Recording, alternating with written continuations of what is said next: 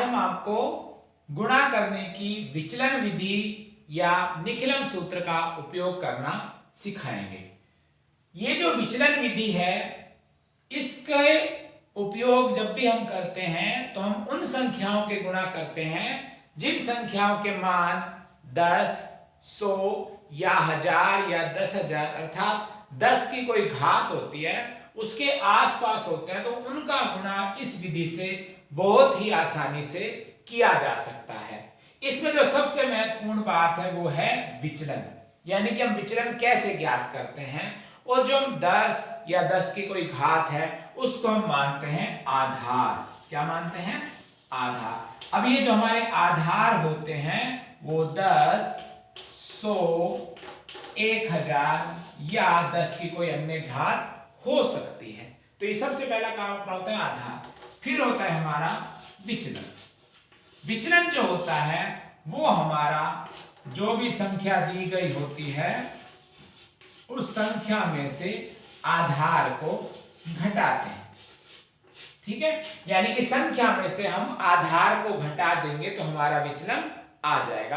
अभी हम आपको धनात्मक विचलन के सवाल कराएंगे, बाद में जब धीरे धीरे हमारा अभ्यास हो जाएगा तो हम ऋणात्मक विचलन के बारे में भी आपको बताएंगे।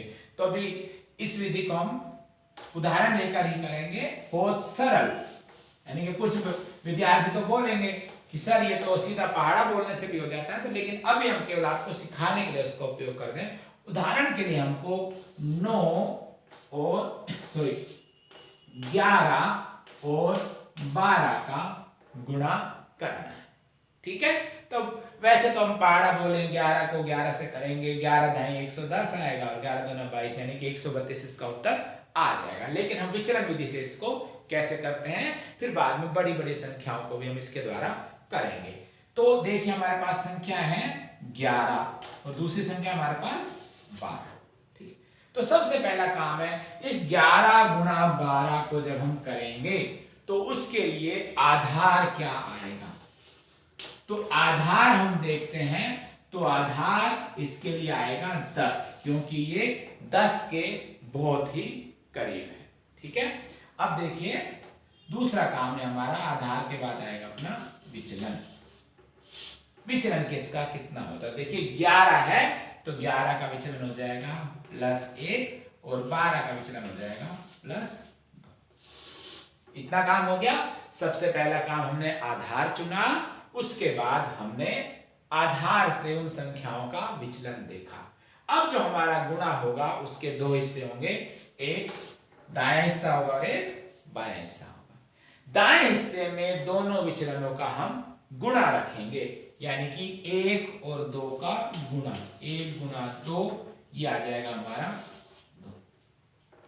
और बाएं हिस्से में बहुत ही आश्चर्यजनक तरीके से हम जो भी ये धन क्रियाएं हो रही हैं, यानी कि 11 + 2 देखेंगे तो भी 13 आ रहा है, और अगर हम 12 को योग लेंगे यानी कि हमको ऊर्ध्व गुणन जैसे हम करते हैं, इसी प्रकार हमारे से यहाँ पे ये तिर्यक योग हो गया। जैसे ऊर्ध्व गुण तिर्यक गुणन में हम तिर्यक गुणन करते हैं, ऐसे यहाँ पे तिर्यक योग हो गया, यानी कि तिरछा। अब चाहे 11 में 2 जोड़ लो और चाहे 12 में 1 जोड़ लो, तो यहाँ पर क्या आएगा अपना 13 आएगा। तो हमारा इसका हल हो गया 132, यानी कि हमने बिना बड़े गुणा को क्रिया किए हुए हमने इसको यहाँ पर कर लिया है। अब इस विधि को हम थोड़ा और आगे बड़ी संख्याओं के लिए भी कर सकते हैं।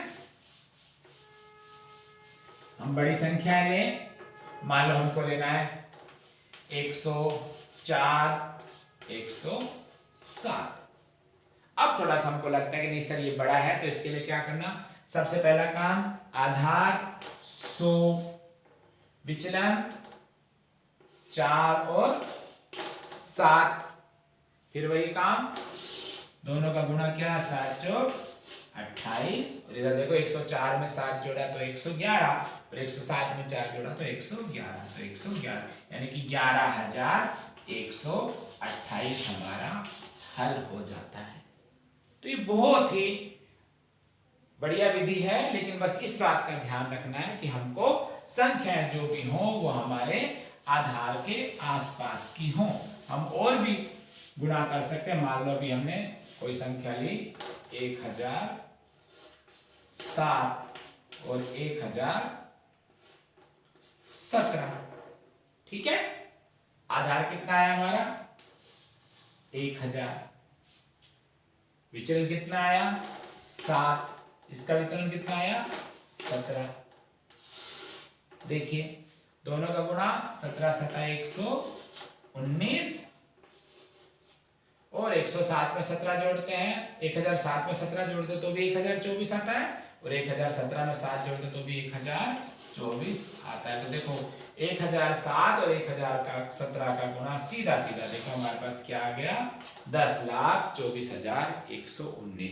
तो ये विचलन विधि या सूत्र निकलन के द्वारा हम लोग कितनी भी बड़ी से बड़ी संख्या होती हैं जो 10, 100 या 1000 के आसपास की होती हैं उनका गुणा आसानी से कर सकते हैं। अब इस विधि में जो हमारे अपवाद आते हैं जिसको हम एग्जेम्पशंस बोलते हैं वो अगले वीडियो में हम आपको बहुत अच्छे से समझाएंगे।